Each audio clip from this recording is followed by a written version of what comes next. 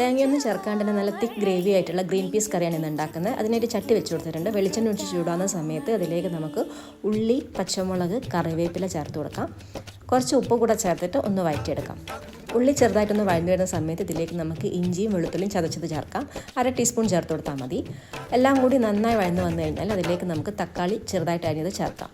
ഇനി നമുക്ക് ഈ ഒരു തക്കാളി നന്നായിട്ട് വഴന്ന് നല്ല സോഫ്റ്റായി വരണം. ഗ്രീൻ പീസ് ഞാൻ ഓൾറെഡി കുക്കറിൽ വേവിച്ച് വെച്ചിട്ടുണ്ട്.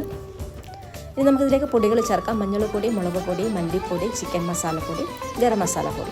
പൊടികളെല്ലാം കൂടി നന്നായിട്ട് മൂത്ത് വരുന്ന സമയത്ത് നമ്മൾ ഓൾറെഡി വേവിച്ച് വെച്ചിട്ടുള്ള ഉപ്പും മഞ്ഞളിട്ട് വേവിച്ച് വെച്ചിട്ടുള്ള ഗ്രീൻ പീസ് ഇട്ട് കൊടുക്കാം. ഗ്രീൻ പീസ് ഒരു 6 വിസിൽ വരെ നന്നായിട്ട് വേവിച്ചെടുക്കണം. എന്നാലും നല്ല കൊഴുപ്പുണ്ടാവുള്ളൂ കറിക്ക്. നന്നായിട്ട് വെന്ത് വന്നാലേ കറി നല്ല കുഴഞ്ഞിരിക്കുള്ളൂ. അപ്പോൾ അതുകൊണ്ട് നന്നായി വേവിച്ചെടുക്കാം.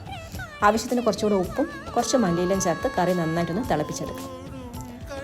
അപ്പോൾ എല്ലാം മിക്സ് ചെയ്ത് നന്നായിട്ട് കറി തിളച്ച് വന്നിട്ടുണ്ട്. എല്ലാവരും ട്രൈ ചെയ്ത് നോക്കുക. അടിപൊളിയാണ്.